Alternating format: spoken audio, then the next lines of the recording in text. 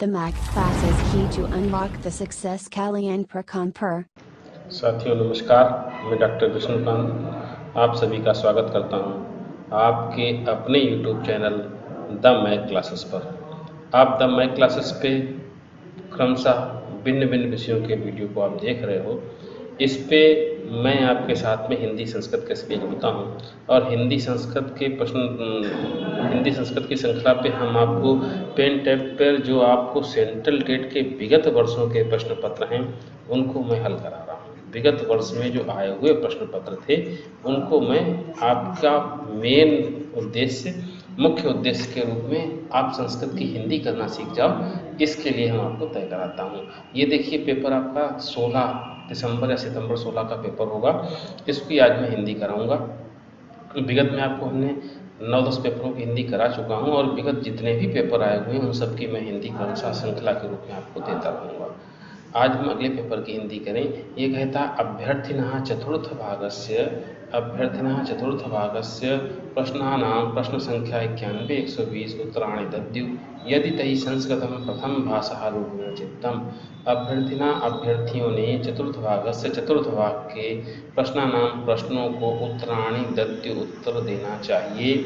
यदि तैः संस्कृतम, यदि उन्होंने संस्कृत को प्रथम भाषा के रूप में चुना हो, चयन किया हो।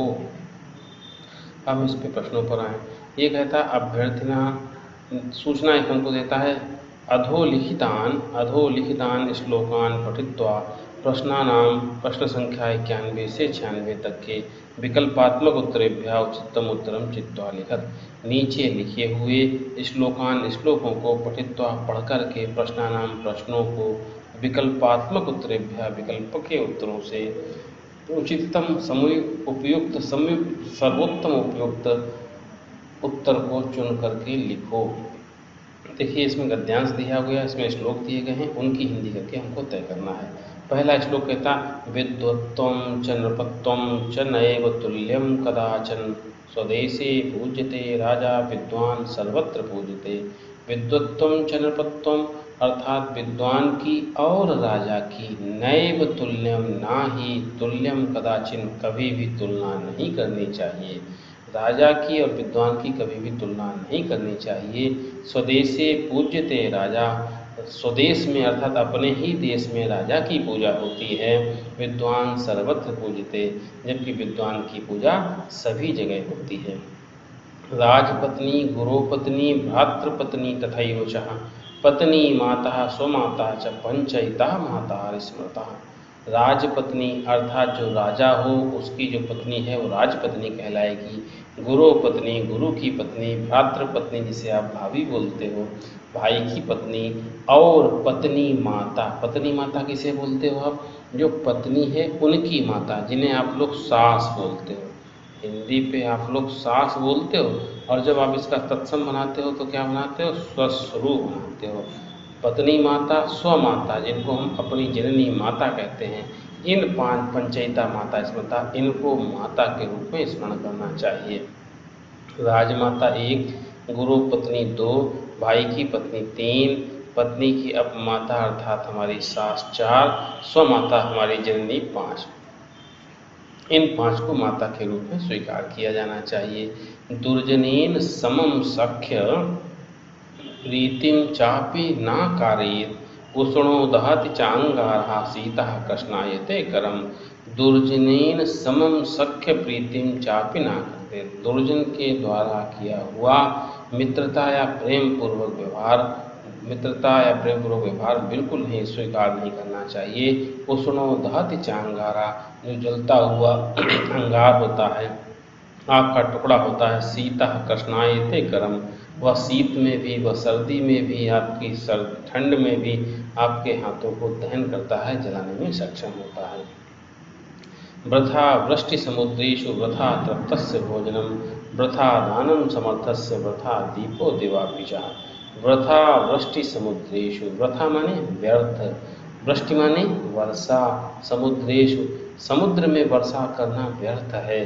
वृथा तृप्तस्य भोजनम, जो संतुष्ट है उसको भोजन कराने का भी कोई औचित्य नहीं है। वृथा दानं समर्थस्य, समर्थ के लिए दान करना भी व्यर्थ है। वृथा दीपो दिवा पिचा, और दिन में दीपक को दिखाना भी व्यर्थ है। अर्थात जो तृप्त है उसके साथ में आप कोई भी व्यवहार करोगे वो स्वीकार नहीं करेगा। जिस प्रकार समुद्र में आप वर्षा करो उसका कोई परिवर्तन नहीं, आप भरे हुए पेट वाले को भोजन कराओगे उसका भी कोई औचित्य नहीं होगा, समर्थ व्यक्ति को दान दोगे उसका भी कोई लाभ नहीं, और दिन में आप दीपक जलाओगे तो उसका भी कोई औचित्य या अस्तित्व नहीं दिखाई देगा। कुटिलानां समाजे यस्मिन् कष्टं विन्दत्ति साधवा, वदर्यः कंटकक्षेत्रे प्ररूढ़ा कदली यथा। कुटिलानां समाजे यस्मिन्, हमारे समाज में हमारे कुटिल समाज में कष्टम विन्दत्ति साधवा, अर्थात जो सज्जन लोग हैं वो कष्ट को सहन करते हैं, उन्हें कष्ट मिलता है। वदर्यः कंटक क्षेत्र प्ररूढ़ा कदली था, जिस प्रकार से किसी कंटक कटीले क्षेत्र में, कटीली झाड़ियों के क्षेत्र में केले का फल रहता है, उसी प्रकार से सज्जन लोग इस कुटिल समाज में अपना जीवन यापन करते हैं। दृष्टिपूतम निषेधपादम वस्त्रपूतम जलम पिबेत, शास्त्रपूतम वदेत वाक्यः मनापूतः समाचरेत। दृष्टिपूतम निषेधपादम, अर्थात हमारी दृष्टि की जो आपूर्ति है वो अच्छी चीज़ों को देखने से होती है, वो पर्याप्त, उसे अच्छी चीज़ें देखोगे तो अब आपकी आंखों को संतोष होगा। वस्त्रपूतम जलम पिबेत, अगर आपको भूख लगी है तो आप स्वच्छ जल का जो पान करोगे उससे भी आपको संतुष्टि आएगी। शास्त्रपूतम वदेत वाक्यम, अर्थात जो शास्त्र सम्मत वाक्य हैं यदि आप उनको बोलोगे तो आपको वाक्य बोलने चाहिए। क्यों बोलने चाहिए? मनः पूतम समाचरित, ये सारी चीज़ें मनुष्य के समाचरण आचरण को निर्धारित करती हैं। अब इस पर आधारित प्रश्नों को तय करना है हमको। ये कहता है सर्वत्र का पूज्यते, सभी जगह किसकी पूजा होती है? परिचार का सेवक की नहीं होती, व्यापारी की बिल्कुल नहीं होती, विद्वान सर्वत्र पूजते, आपने पहले श्लोक पे तय किया था। आपने कहा था कि स्वदेशी पूज्यते राजा, विद्वान सर्वत्र पूज्यते, अर्थात तीसरा विकल्प बिल्कुल सही है, राजा वाला विकल्प गलत होता है, अर्थात पहला, दूसरा और चौथा गलत हुआ और तीसरा विकल्प इसका सही हुआ। अगले प्रश्न 92 नंबर पर चलते हैं। ये कहता कतिम मातर स्मृता, अर्थात माता किस प्रकार, कितनी स्मरण की गई हैं। माता के 5 रूप बताए गए, कौन कौन से बताए गए? एक तो राजपत्नी, दूसरी गुरु पत्नी, तीसरी भाई पत्नी, चौथी पत्नी माता, और 5वीं अपनी जननी अर्थात अपनी माता। इन 5 को माता माना गया था, अर्थात दूसरा विकल्प पंच वाला बिल्कुल सही है। अंगारः पदस्य पर्यायः अस्ति, अंगार किसे कहा जाता है? अंगार को आप ऐसे लिखते हो, और अंगार कहते किसको? जो अग्नि का टुकड़ा कोई होता है उसी को तो आप अंगार बोलते हो, अर्थात कौन सा विकल्प सही है? पहला वाला विकल्प बिल्कुल सही है, अंगार अग्नि का टुकड़ा होता है। अगला कहता है दिवाह का वृथा भवति, दिन में क्या व्यर्थ होता है? माला नहीं, धेनु गाय नहीं, दीप आपने ऊपर तय किया था। वृथा वृष्टि समुद्रेषु वृथा तृप्तस्य भोजनम, वृथा दानम समर्थस्य, वृथा दीपो दिवापिचा, अर्थात दिन में प्रकाश दिखाना व्यर्थ होता है, तीसरा विकल्प इसका सही होता है।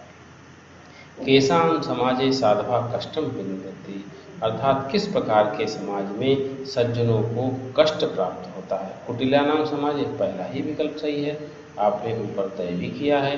कुटिलानाम समाजे अस्मिन् कष्टम विन्दति साधवा, 5वें श्लोक की पहली पंक्ति थी, कुटिलानाम समाजे अस्मिन् कष्टम विन्दति साधवा, अर्थात पहला विकल्प बिल्कुल सही होता। अगला प्रश्न 96 नंबर का प्रश्न कहता अस्माभि कीदृशम वाक्यम वक्तव्यम, हमारे द्वारा किस प्रकार के वाक्यों को बोलना चाहिए? पशुवत उच्चरितम, अर्थात पशुओं के समान बिल्कुल नहीं होना चाहिए। नील सृगालोक्तम, अर्थात नीले स्याल के द्वारा कहे हुए बिल्कुल नहीं। शास्त्रपूतम, 6ठे पंक्ति की सबसे अंतिम पंक्ति आपने कही थी, शास्त्रपूतम वदेत वाक्यम मनः पूतम समाचरित, अर्थात शास्त्र में कहे हुए वाक्यों को यदि हम कहेंगे तो उससे मेरा आचरण परिवर्तित होगा, तीसरा विकल्प बिल्कुल सही होता। 96 नंबर के बाद हम अगले प्रश्नों पर आ गए। 97 नंबर पर ये एक सूचना हमको देता है, अधोलिखितानां प्रश्नानां प्रश्न संख्या 97 से 111 विकल्पात्मक उत्तरेभ्यः उचितम उत्तरम चित्वा लिखत, नीचे लिखे हुए प्रश्नों में प्रश्न संख्या 97 से 111 तक के विकल्पों का उत्तरों से उपयुक्त उत्तर चुन करके लिखो। 97 नंबर का प्रश्न क्या कहता? ये कहता प्राथमिक स्तरे भाषाया पठन पाठन प्रक्रियायां अधोलिखितेषु कस्य महत्त्वं सर्वाधिकम्। प्राथमिक स्तर में कक्षा 1 से 5 के स्तर में भाषा या भाषा के पढ़ने और पढ़ाने की प्रक्रिया में निम्नलिखित में से किसका महत्व सर्वाधिक है, सबसे ज़्यादा है। पहला कहता बाल साहित्य से बाल साहित्य का, दूसरा शब्दकोश से शब्दकोश का, संगणक से अर्थात कंप्यूटर का, और पाठ्य पुस्तक से पढ़ने की पुस्तकों का। आप देखो प्राथमिक स्तर पे बच्चे को कहानियों के माध्यम से समझाया जाता है, अर्थात ये साहित्य तो हमारा बाल साहित्य में आता है। पहला विकल्प इस कारण से बिल्कुल सही होता हमारा। अब 98 नंबर पर प्रश्न पर आ गए। ये कहता शिशु अध्ययनयसी भाषा दक्षता वर्धेत। बच्चे की आज से ही इसी उम्र में ही भाषा की दक्षता बढ़ती है। कैसे बढ़ती है, किसके साथ बढ़ती है? परिवारेण सह भाषण कृत्वा, अर्थात परिवार के साथ रहने से बिल्कुल नहीं। व्याकरण नियमानाम रटन द्वारा, व्याकरण के नियमों को रटने से। देखो प्राइमरी के स्तर से आप बच्चे से आप रटने की अपेक्षा नहीं कर सकते हो, अर्थात दूसरा विकल्प तो बिल्कुल गलत होता। तीसरा कहता कठिन श्रम के द्वारा, बिल्कुल नहीं, बच्चे से आप कठिन श्रम नहीं करा सकते। अगला प्रश्न कहता वाद विवाद स्पर्धायाम प्रतिभाग द्वारा, वाद विवाद की स्पर्धा में प्रतिभाग के द्वारा। ये बिल्कुल सही है। भाषा की दक्षता हमारे पास में तब आती है जब हम किसी भी चीज़ को कुछ दिनों तक हो सकता है गलत बोलें परिवेश में आकर के, लेकिन धीमे धीमे करके हम उसमें सुधार कर लेंगे और हम बिल्कुल स्पष्ट और शुद्ध बोलने में सक्षम हो जाएंगे, हमें भाषा की दक्षता आ जाएगी। अर्थात 98 नंबर का चौथा विकल्प बिल्कुल सही होता है। 99 नंबर का प्रश्न क्या कहता है? अधोलिखितेषु किम लेखन पूर्ण गतिविधि वर्तते। नीचे लिखे में से कौन सी लिखने से पूर्व की गतिविधि हुआ करती है? पहला यादृच्छिकम आलेखनम। यादृच्छिक किसे कहते हो? जो हम चाहें वो करें अपनी इच्छा के अनुसार, अपनी इच्छा के अनुसार हम आलेखों का निर्माण करें। दूसरा कहता है चिन्ह नाम शुद्ध लेखनम। चिन्हों का शुद्ध प्रयोग करें, जो विराम चिन्ह, पूर्ण चिन्ह, अर्धविराम चिन्ह, प्रश्नवाचक चिन्ह, इन चिन्हों का शुद्ध प्रयोग करें, बिल्कुल नहीं हो सकता, अर्थात दूसरा तो बिल्कुल गलत हो रहा। अगला कहता है सक्रम वर्णमालाया अक्षराणाम लेखनम। क्रम के आधार पर वर्णमाला के अक्षरों को लिखना। और चौथा कहता अक्षराणाम तिर्यक लेखनम, अक्षरों को तिरछा लिखना। तिर्यक में तिरछा होता है। अब इस पे दो विकल्प आपके बचते हैं। निम्नलिखित में से लेखने की पूर्व की गतिविधि है। आप देखो इस कारण से इसको पहला सही करोगे। हमने आपको एक यादृच्छिक शब्द बताया और यादृच्छिक माने हमने क्या बताया? आप इस शब्द को जरा सा तोड़ दो। इस शब्द को जब आप तोड़ते हो तो ये शब्द टूटता है यत धन इच्छिक। और इच्छिक क्या होता है? इच्छिक माने इच्छा अनुसार, यत माने जो हमारे मन में आएगा। जब आप बच्चे का प्रारंभ करते हो, बच्चा जब लिखना सीखता है, पेंसिल पकड़ना, कलम पकड़ना सीखता है, तो वो किसी भी तरीके से कुछ भी आप आकृति बनाता रहता है और धीमे धीमे करके आप पॉइंटों दे देना शुरू करते हो तो वो पॉइंट बना के ए बनाने लगता है, बी बनाने लगता है, आ बनाने लगता है। तो यादृच्छिक पहले वो कुछ भी लिखने से पूर्व की गतिविधि पूछना चाहता है, तो लिखने से पूर्व में वो कुछ भी आलेख बनाएगा। धीमे धीमे करके वो समय के अंतराल पर वह लिखना सीख जाएगा और लिखने से पूर्व की गतिविधि हमारी यही होती है कि हम किस तरीके से अपनी भाषा के प्रारंभिक बिंदुओं को पकड़ना सीख जाएं। तो ये पहला वाला विकल्प 99 का बिल्कुल सही हो रहा है। 100 नंबर का प्रश्न कहता कक्षायाम उच्च स्वरेण वाचनम सम्यक पद्धति अस्ति। कक्षा में उच्च स्वर के द्वारा बोलने की जो सम्यक पद्धति है वह क्या है? पहला छात्राणाम स्वपठनावसरम प्रति उत्सुकवान कर्तुम। छात्रों के अपने पढ़ने के अवसरों के प्रति उत्सुकता होती है। दूसरा कहता छात्रान विराम चिन्ह ज्ञान पूर्वकम शुद्ध उच्चारणार्थम समर्थन कर्तुम। छात्रों को विराम चिन्ह के ज्ञान से पहले शुद्ध उच्चारण में समर्थ बनाना चाहिए। तीसरा कहता शिक्षार्थिना शीघ्र पठनार्थम समर्थन कर्तुम। छात्रों को शीघ्र पढ़ने के लिए समर्थ बनाना चाहिए, बिल्कुल नहीं। शिक्षार्थी नाम पाठ्य पुस्तक सहभाग करने। शिक्षार्थियों की पाठ्य पुस्तक के सहभागिता करने के लिए, ये भी नहीं हो सकता। ये पहला विकल्प इसलिए सही होता कक्षा में उच्च स्वर के बोलने की सम्यक पद्धति क्या होगी? वो पहला वाला विकल्प अपने छात्रों को अपने पढ़ने के अवसर के प्रति उत्सुक करना। उच्च स्वर में पढ़ना तो बच्चा तब सीखेगा जब उसको बार बार अवसर मिलेगा। किसी चीज़ को बार बार बोलेगा तब वो बोलने के लिए उसको सक्षम हो जाएगा। तो इसका पहला विकल्प बिल्कुल सही होता। 101 नंबर का प्रश्न कहता पाठ्य पुस्तकम अस्ति। पाठ्य पुस्तक है, क्या है? केवलम शिक्षकाणाम कृते सम्यक पाठनार्थम। केवल शिक्षकों के लिए सम्यक पढ़ने के लिए होती, बिल्कुल नहीं। पठन कौशलम ज्ञातुम। पढ़ने के कौशल को जानने के लिए। तीसरी कहती भाषा शिक्षणार्थम आदर्श साधनम। भाषा शिक्षण का आदर्श साधन है। और चौथा कहता भाषा पठन पाठनार्थम साधनेषु एतत्तमम्, भाषा पढ़ने पढ़ाने के लिए साधन के रूप में एक है। यही प्रश्न बिल्कुल सही है, यही उत्तर इसका बिल्कुल सही होता है।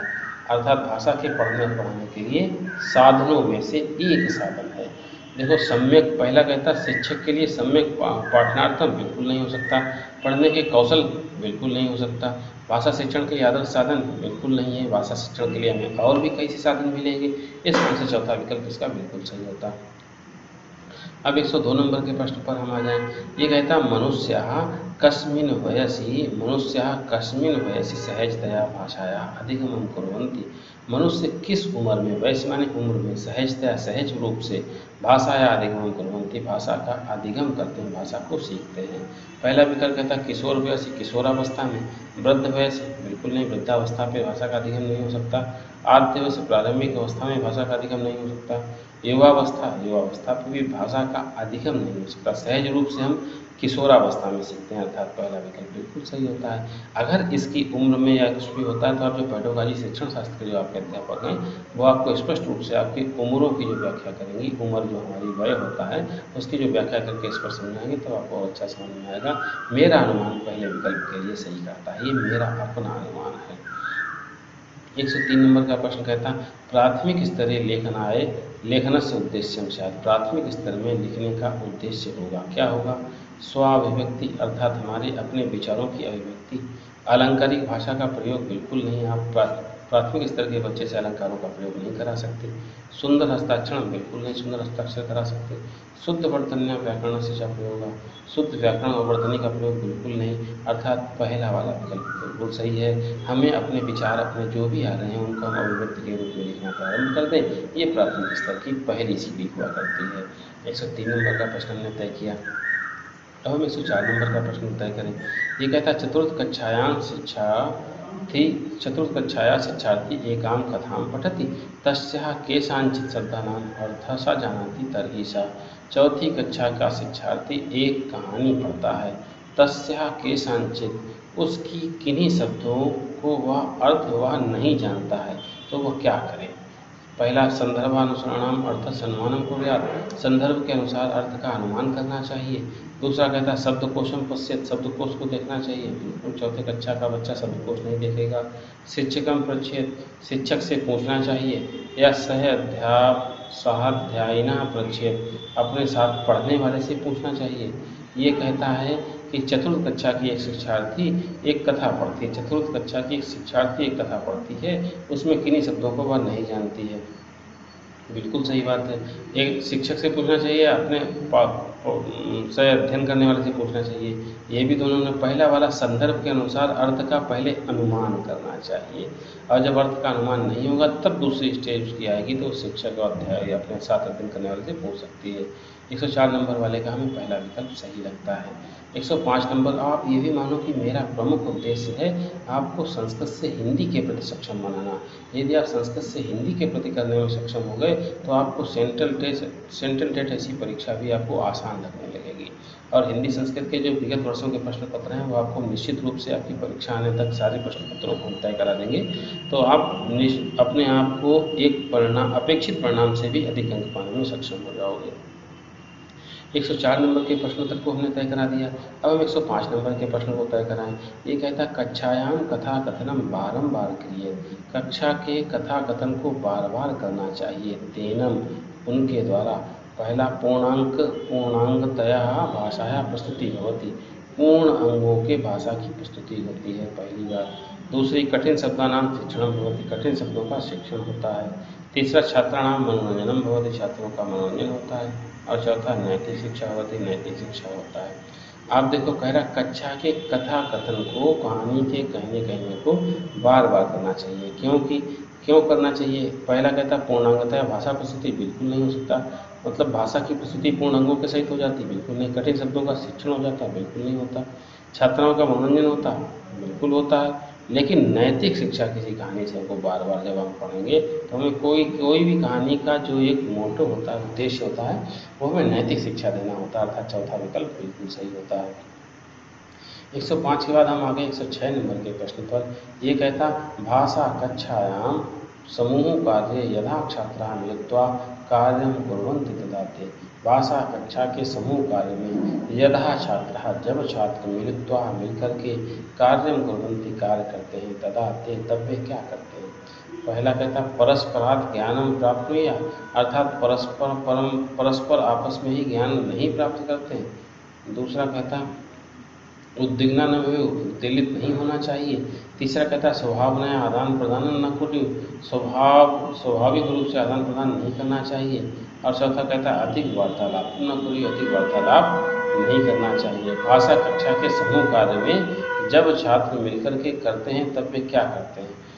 परस्पर ज्ञान प्राप्त नहीं करते, उद्वेलित नहीं होते, अपनी भावनाओं का आदान प्रदान नहीं करना चाहिए, या अधिक वार्तालाप नहीं करना चाहिए। पहला वाला विकल्प बिल्कुल सही होता है हमारा कि परस्पर आपस में ज्ञान नहीं प्राप्त करते। समूह कार्य पे जब बैठेंगे तो अपनी अपनी चर्चाएं तो करेंगे, लेकिन परस्पर आपस में ज्ञान नहीं प्राप्त करते। 6 नंबर का पहला विकल्प सही होता है। 107 नंबर शिशु प्रथम भाषाया अधिगमं करोति, बच्चा पहली भाषा में सीखने का कार्य करता है। कैसे करता है। विधिवत वातावरण में, अनौपचारिक वातावरण में, अनौपचारिक वातावरण में, मैत्रीपूर्ण वातावरण में, अनुशिक्षण वातावरण में। देखो विधिवत वातावरण मिलेगा इस पे तो नहीं हो सकता, मैत्रीपूर्ण मित्रतापूर्ण मिलेगा तो भी नहीं हो सकता, अनुशिक्षण का वातावरण मिलेगा। अनुशिक्षण किसे कहते हो, जो शिक्षण के बाद के क्रम पे आता है उसको हम अनुशिक्षण बोलते हैं। आप जब अनुशिक्षण शब्द लिखते हो तो अनुशिक्षण हम ऐसे ही तो लिखते हैं, और शिक्षण से पूर्व में कौन सा उपसर्ग आया, अनु। और अनु माने होता क्या है, हमने आपको अपने वीडियो पे भी बताया, पीछे क्रम से और लगातार, अर्थात जो शिक्षण के पीछे चले उसको हम अनुशिक्षण बोलते हैं। इसी कारण से दूसरा विकल्प बिल्कुल सही होता है हमारा। देखिए यहाँ पर हमें उपसर्गों से भी भाषा को पकड़ने में मदद मिलती है। यदि आप उपसर्ग के रूप में जरा सा भी अपने आप को व्यवस्थित नहीं मानते हो तो क्रमशः आपको इसी चैनल पे उपसर्गों के वीडियो मिल रहे हैं। आप उपसर्ग को निश्चित रूप से वीडियो देख करके उन पे आप अपनी पकड़ बनाइएगा, क्योंकि उपसर्ग हम फिर बार बार कहते हैं भाषा की वह व्यवस्था उपसर्ग है जो आपको भाषा की छोटी से छोटी चीज़, महीन से महीन चीज़ को पकड़ बनाने में और अर्थ कराने में सक्षम बनाती है। इसलिए आप उपसर्गों का अध्ययन बहुत गहराई से करिए, और उपसर्गों को आप मेरे वीडियो देखोगे तो उसमें हम संधि और समास के साथ में उसको जोड़ करके स्पष्ट बना रहे हैं। तो आप उनको जो पढ़ने में आपको कठिनाई लगती है वो आपको बहुत सहज लगेंगे और बहुत आसानी से आप उनको सीख जाओगे। अगले प्रश्न पर हम आ जाएं। 108 नंबर का प्रश्न क्या कहता है। ये कहता है भाषा अधिगम नाम, भाषा अधिगम नाम है, भाषा सीखने का नाम है। कैसा है। व्याकरणगत नियमानाम ज्ञानम, व्याकरण में दिए हुए नियमों का ज्ञान। दूसरा कहता है लेखन से ज्ञानम, लिखने का ज्ञान। और तीसरा कहता है बोधपूर्वक भाषा प्रयोग, बोधपूर्वक भाषा जानकारी के आधार पर भाषा का प्रयोग करना। और चौथा कहता है वर्णमाला या अक्षर ज्ञानम, वर्णमाला अक्षर का ज्ञान। प्रश्न करता है भाषा अधिगम किसका नाम है। भाषा अधिगम भाषा प्रयोग का नाम होता है। जो कुछ भी हमारे पास जानकारी है उसको हम बोध प्रयोग के रूप में भाषा का प्रयोग करें तो तीसरा विकल्प हमारा इस कारण से सही होता है। अब हम 109 नंबर के प्रश्न पर आ गए। ये कहता उचित भाषण क्रियाकलाप पे, उचित भाषण के क्रियाकलाप में क्या होता है। सहभागिता असमाना भवेत्, सहभागिता असमान होती है, बिल्कुल नहीं होती। मुखा छात्राणां सहभागिता अधिका भवेत्, मुखर रूप से छात्रों की सहभागिता अधिक से अधिक होनी चाहिए। तीसरा कहता है शिक्षका अधिकम वदेयु, शिक्षकों को अधिक बोलना चाहिए, बिल्कुल नहीं। छात्रा अधिकम वदेयु, छात्रों को अधिक बोलना चाहिए, बिल्कुल नहीं है। दूसरा वाला विकल्प बिल्कुल सही होता कि मुखर छात्राणां, अर्थात जो मुखर छात्रों की सहभागिता अधिक से अधिक होनी चाहिए, यही उचित भाषण क्रियाकलाप में होता है। 110 नंबर का प्रश्न क्या कहता है। भाषाया पाठ्यपुस्तकम अधिकाधिकम लक्ष्यम ददाति, भाषा की पाठ्यपुस्तक में अधिक से अधिक लक्ष्यों को देना चाहिए। क्यों देना चाहिए। अधिकाधिकम पाठ्यपुस्तक गतेषु अभ्यास कार्येषु, अधिक से अधिक पाठ्यपुस्तक में दिए हुए अभ्यास कार्यों के लिए। दूसरा कहता है अक्षराणाम आकारों पर, अक्षरों के आकारों पर ध्यान देना चाहिए। और तीसरा कहता है नैतिक मूल्य पर आधारित कथाओं को करना चाहिए, या वयो अनुरूप सामग्री, उम्र के अनुरूप सामग्री को तैयार करना चाहिए। भाषा की पाठ्य पुस्तक में अधिक से अधिक लक्ष्य किस पर ध्यान देना चाहिए। सबसे पहला वाला विकल्प बिल्कुल सही होता है कि अधिक से अधिक पाठ्य पुस्तक में दिए गए अभ्यास कार्यों के माध्यम से ही हम उसको अधिक से अधिक लक्ष्य उद्देश्यपूर्ण बना सकते हैं। पहला विकल्प बिल्कुल सही होता है। 111 नंबर का प्रश्न क्या कहता है? ये कहता है भाषाया अधिग्रहणम नाम, भाषा को सीखने का क्या नाम दें? पहला, विधिवत वातावरणे सावधानतया भाषाया अधिगम, विधिवत वातावरण में सावधानी पूर्वक भाषा को सीखना। दूसरा कहता भाषा विषय ज्ञानम, भाषा विषय का ज्ञान। तीसरा कहता भाषाया व्याकरणगत नियमानाम ज्ञानम, भाषा में व्याकरण दिए गए नियमों का ज्ञान। और चौथा कहता अनौपचारिक वातावरण अनवधानतया भाषाया अधिगम, अच्छा अनौपचारिक वातावरण में असावधानी पूर्वक भाषा को सीखना। भाषा का सीखना क्या है? औपचारिक वातावरण किसे कहते हो आप, अनौपचारिक किसे कहते हो? औपचारिक उसे कहते हो जब आप किसी क्लास में, किसी स्कूल में जाते हो तो 4 से 5 घंटा आप नियमित रूप से बैठ करके अध्ययन करते हो, वो औपचारिक वातावरण है। और अनौपचारिक किसे कहते हो? जो हमारा समाज है, जो हमारा परिवेश है, जो हमारा वातावरण है, सभी में आप असावधानी रूप से आप हिंदी सीख जाते हो या कोई भी अपनी भाषा सीख जाते हो। हम जिस किसी भी क्षेत्र में जाते हैं तो हम डेली के वाक व्यवहार से वहाँ की भाषा को सीखने में सक्षम बन जाते हैं। इसी कारण से चौथा वाला विकल्प बिल्कुल सही होता है कि अनौपचारिक वातावरण में हम असावधानी होते हुए भाषा को सीखने में सक्षम हो जाते हैं। इस कारण से चौथा विकल्प बिल्कुल सही होता है। अब आए 115 नंबर के प्रश्न पर। फिर हमें 111 नंबर का प्रश्न हुआ, अब 112 नंबर से तय कराना है। 112 नंबर के प्रश्न से पहले भी एक उनको सूचना मिलती है। ये कहता अधोलिखितम गद्यांशम पठित्वा प्रश्नानाम, प्रश्न संख्या 112 से 120 तक विकल्पात्मक उत्तरेभ्यः उचितम उत्तरम चित्वा लिखत। नीचे लिखे हुए गद्यांश को पठित्वा पढ़ करके प्रश्नानाम प्रश्नों को प्रश्न संख्या 112 से 120 तक के विकल्प में दिए हुए उत्तरों में से उचित उपयुक्त उत्तर को चुन करके लिखो। क्या है गद्यांश हमारा, क्या कहता है? ये कहता है कस्मिंश्चित् अधिष्ठाने राम गोविंदो नाम सुहृदा अवस्थाम, अर्थात किसी अधिष्ठान में, किसी स्थान पर राम और गोविंद नाम के सुहृदावस्थाम अच्छे मित्र रहते थे।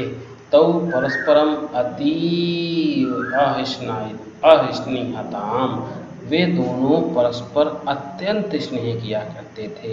तयो रामः कृशो गोविंदश्च स्थूला, उनमें दोनों में राम कृश था, राम दूबला पतला था, गोविंदश्च स्थूला, और गोविंद हमारा स्थूल शरीर का था, मोटा था।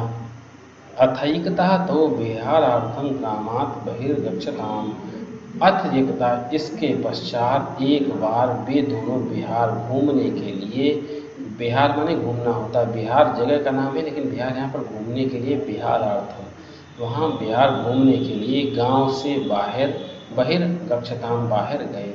समीपे काचित सरित अवहत, पास में ही कोई नदी बहती थी। सरितस्तीरम वृक्षलताभिश्चा शोभत, सरितस्तीरम तथा नदी के किनारे पर वृक्षलताएं आदि भी शोभायमान हो रही थी। तत्र तौ सुचिरम क्रीडताम, वहाँ उन दोनों ने लंबे समय तक खेला। मध्याह्ने नियति दिनकृत वृषम मतपत, अर्थात मध्याह्न में ही, दोपहर में विपत्ति, दोपहर की गर्मी से दिनकृत दिन में होने वाले वृषम अतपत, दिन में होने वाली गर्मी से वो पस्त पड़ गए, व्रस टूट गए, अर्थात थकान हो गई। अत्रसार्तौ तौ सरितौ यथेक्षम जलम पीत्वा अरण्ये अभ्युन्ताम, वो थक कर के तौ सरितो वे दोनों नदी में गए, यथेक्षम अपनी इच्छा अनुसार, जलम पीत्वा जल को पी करके, अरण्ये अभ्युन्ताम जंगल में घूमने गए। ततः श्रान्तौ वहाँ, श्रान्तौ थक करके, तौ कश्चितम तरु, वह किसी, तरु माने वृक्ष, वह किसी वृक्ष के नीचे, समासाद्य मुहूर्तम व्यश्राम्यताम, अर्थात आश्वस्त होकर के थोड़ी देर थकान को मिटाने के लिए, मुहूर्त क्षण भर विश्राम करने के लिए रुक गए। अकस्मात ताभ्याम एको भल्लूको दृष्टा, अचानक से ही तांबे को, अर्थात उन दोनों ने भालू को दृष्टा देखा। भल्लूकात भीतो रामः झटित वृक्षम आरोहत, भल्लूकात अर्थात भालू से भीतो डरा हुआ राम ने झटित अचानक ही वृक्षम आरोहत, वृक्ष पर चढ़ गया। चूंकि राम दुबला पतला था इसलिए वह वृक्ष पर चढ़ गया। किंतु स्थूल गोविंदा वृक्षम आरूढ़ असमर्था, किंतु स्थूल जो मोटे शरीर का था गोविंद वो वृक्ष को चढ़ने में असमर्थ हो गया। सो अचिंत्यत वह चिंता करने लगा। अस्याम विपत्ति को मम सहाया, इस विपत्ति में मेरा कौन सहायक है। हे भगवान त्रायस्सु मामस्या आपदा इति, हे भगवान मुझ पे आई हुई इस आपदा से मेरी रक्षा करो। भल्लूको मृतं सत्वं न भक्षयति स्मृतशः, भल्लू को और वो वहाँ पर लेट गया। भल्लू को भालू ने मृतम सत्वम चा, मरा हुआ ऐसा जान करके भक्षयतीत स्मृतशः, उसको वहाँ पर छोड़ करके वह चला गया। ततश्च मृतवत् तरोर्मूले अपतत, तब वह मरे हुए के समान तरोर्मूले वृक्ष की जड़ पर लेट गया, अपतत गिर गया। भल्लूकस्तस्य समीपम आगच्छत, भालू उसके समीप आया। गोविंदम आग्राय सत्यमेव तम मृतम मत्वः सा तस्मात् स्थानात् निर्गच्छत, गोविंद को आग्राय माने सूंघ करके सत्यमेव तम मृतम, सत्य ही है वह मर गया ऐसा मान करके, मत्वा माने मान करके, सा तस्मात् स्थानात् वह उस स्थान से निर्गच्छत चला गया। यदा भल्लू को निर्गत तस तथा रामो वृक्षा तत्पूर्णा, जब भालू वहाँ से चला गया तब राम वृक्ष से अवतीर्ण उतरा। रामो भ्यस्य गोविंदम प्रक्षत, राम ने हंस करके गोविंद से पूछा। भो सुरवत, अरे मित्र, भल्लूकस तब करने किम कथयत, भल्लू ने तुम्हारे कान में, भालू ने तुम्हारे कान में क्या बोला था। गोविंदा प्रत्युवदत, गोविंद बोला, या आपत्सु सहायो न भवति, जो आपत्ति में सहायक नहीं होता है, तस्मिन् सुहृद विश्वासो न कार्या, उस मित्र में भी विश्वास नहीं करना चाहिए। इत्य कथयत भल्लूका इति, ऐसा ही भालू ने कहा। देखो छोटी सी कहानी जरूर है लेकिन कितनी कहानी अच्छी है। किसी स्थान में राम गोविंद नाम के दो मित्र थे, उनमें परस्पर अत्यंत स्नेह था। उन दोनों में राम दुबले शरीर का था, गोविंद भारी शरीर का था। एक बार वे दोनों घूमने के लिए गांव से बाहर जाते हैं। समीप में कोई नदी बहती है, नदी के तीर पे वृक्ष लता आदि शोभायमान होती हैं। वहाँ दोनों लंबे समय तक खेलते हैं। मध्याह्न में दिन में थक करके वहाँ किसी वृक्ष के नीचे अपने नदी के जल को पी करके विश्राम करने लगते हैं। लेकिन वहाँ पर तब तक एक भालू दिखाई देता है और भालू को देखकर राम अचानक से वृक्ष पर चढ़ जाता है। क्योंकि राम दुबला पतला होता है, किंतु मोटे शरीर का जो गोविंद था वो वृक्ष को चढ़ने में असमर्थ होता है। इस प्रकार से वह चिंता करने लगता है, इस विपत्ति में मेरा कौन सहायक है। हे भगवान इस आपदा से मेरी रक्षा करो। तो भल्लू के समीप वो मरा हुआ सा लेट जाता है। भालू उसके समीप आता है, मरा हुआ जान करके मान करके वो लौट जाता है। लेकिन भालू को जाते राम उतरता है तो राम उससे पूछता है कि आपने भालू ने तुम्हारे कान में क्या कहा। तो गोविंद बहुत अच्छी बात बोलता है, या आपत्सु सहायो न भवति, जो आपत्ति में सहायक नहीं होता, तस्मिन् सुहृद विश्वासो न कार्या, उस पर मित्रता रूपी विश्वास कार्य नहीं करना चाहिए, ऐसा भालू ने कहा। अब इस पर आधारित प्रश्नों को तय करें। ये कहता कौ सुहृदो आस्ताम, कौन दो मित्र थे। राम गोविंदो, बिल्कुल सही, पहले ही विकल्प सही है, राम गोविंद बिल्कुल सही है। राम कथम आसीत, राम कैसा था। राम दुबला था तभी तो पेड़ पर चढ़ा था, अर्थात पहला विकल्प गलत लिखा। स्थूल तो गोविंद था हमारा ये राम तो दुबले पतले शरीर का था, कृशा था। चौथा विकल्प सही है। देखिए बच्चों, आप लोग जो प्रश्न पत्र पर चिन्ह लगे हुए हैं, इन चिन्हों पे आपको ध्यान नहीं देना है। ये चिन्ह किसी बच्चे ने लगाए हुए पेपर हैं, हम उनको ही तय करा रहे हैं, लेकिन आपका प्रमुख उद्देश्य आपको हिंदी कराना है।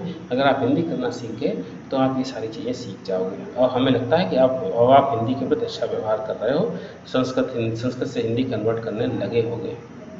जो थोड़ी बहुत समस्या है वो आगे आने वाले पेपरों पे भी आपकी हल हो जाएगी। अगला प्रश्न कहता कुतः वही तव विहारार्थ वक्षताम, कहाँ से वे दोनों विहार करने के लिए गए थे। पर्वतात् पर्वत से, बिल्कुल नहीं। शिखरात् शिखर से, बिल्कुल नहीं। ग्रामात्, हाँ गाँव से वे दोनों विहार करने के लिए गए। बिलात् बिल से, बिल्कुल नहीं। तीसरा वाला विकल्प बिल्कुल सही होता है। 115 नंबर का प्रश्न हमसे क्या कहता है। ये कहता है सरिता पदस्य पर्यायास्ति, सरिता किसे कहते हो। सरिता हम लोग नदी को कहते हैं। अब नदी वाला जो विकल्प सही हो, तीसरा विकल्प बिल्कुल नदी का सही है, अर्थात ये बिल्कुल सही है। अगला मध्याह्ने का भ्रशम अतपत, अर्थात मध्याह्न में कौन किससे तप गया था। राम दिन के लिए, अग्नि आग, वृक्ष दूसरा विकल्प सही है। मध्याह्न तो दिन में ही होता है, दिन के लिए तो मध्याह्न, पूर्वाह्न, अपराह्न 3 व्यवस्थाएं दी जाती हैं। हम पूर्वाह्न बोलते हैं 12 बजे से पहले का समय, और ठीक 12 बजे का समय मध्याह्न होता है, और इसके बाद वाला हमारा अपराह्न होता है, जो 12 बजे के बाद का होता है। अब 117 नंबर के पेपर पे आ गए, 117 नंबर के प्रश्न पर आ गए। ये कहता है भल्लूकात भीता रामा किम अकरोत्। भल्लू से डर करके राम ने क्या किया था? सुप्ता सो गया था? नहीं। जलम पीतवान, जल पिया था? नहीं। वृक्षम आरोहत, वृक्ष पर चढ़ गया था? तीसरा विकल्प बिल्कुल सही है। पलायनम अकरोत्, नहीं। पलायन कर गया था? बिल्कुल नहीं। वृक्ष पर चढ़ गया था? तीसरा विकल्प बिल्कुल सही होता है। 118 नंबर का प्रश्न क्या कहता? कम मृतम मत्वा भल्लूका तथा निरक्षर। किसको मरा हुआ मान करके भालू वहाँ से चला गया था? गोविंदम, गोविंद को। हाँ, गोविंद स्थूल शरीर का गोविंद नहीं चढ़ पाया था, तो पहला वाला विकल्प बिल्कुल सही, गोविंद नहीं चढ़ पाया था। 118 नंबर का पहला सही हो रहा। गोविंद को ही तो मरा जान करके भालू वहाँ से चला गया था। 119 नंबर का प्रश्न क्या कहता? निर्गते भल्लूके रामः कुतः अवतीर्णा। जाने पर भल्लूक राम कहाँ से उतरा था? अवतीर्णा माने उतरा था। भालू के चले जाने पर राम कहाँ से उतरा? प्रसादात, महल से नहीं। पर्वतात, पर्वत से बिल्कुल नहीं। आकाशात, आकाश से बिल्कुल नहीं। वृक्षात, वृक्ष पर चढ़ा था तो उतरेगा तो वृक्ष से ही, अर्थात चौथा विकल्प बिल्कुल सही है। 120 नंबर का प्रश्न कहता या आपत्सु सहाया न तस्मिन् विश्वासा न कार्य इति गावदत्। जो आपत्ति में सहायक नहीं होता है उस पर विश्वास कार्य नहीं करना चाहिए, ऐसा किसने बोला था? देखो नीचे कौन लेटा था? गोविंद लेटा था। राम तो चढ़ गया था, और राम ने ही आकर के पूछा था कि तुम्हारे कान में भालू ने क्या कहा था? पहला विकल्प गोविंद वाला सही होगा। यहाँ पर भल्लू बिल्कुल नहीं होगा। नदी नदी नहीं होगी, राम नहीं होगा। अब गोविंद ने ही तो बोला था, ये बिल्कुल सही। गोविंद ने राम से बोला था। गोविंद ने किससे बोला था? राम से बोला था। ये देखो आपने 90 से लेकर के 120 तक के प्रश्नों को तय किया, और आप इसी तरीके से हम आने वाले जितने भी आपके पेपर अभी तक विगत वर्षों के सेंट्रल टेट में प्राइमरी का आया हो या जूनियर का आया हो, और संस्कृत के साथ में हिंदी के पेपरों को भी हम तय करा देंगे। ये बड़े सौभाग्य की बात है कि सेंट्रल टेट की परीक्षा स्थगित हुई है, तो आप अपनी तैयारी के प्रति और जवाबदेह हो गए, और आप अपने नंबरों को किस तरीके से बढ़ाओगे। संस्कृत और हिंदी अगर आपने पुष्ट कर ली तो आप ये तय मानो कि आपके नंबरों की जो प्रामाणिकता है वो और ज़्यादा बढ़ जाएगी, और आप अधिक नंबर पाने में सक्षम हो जाओगे।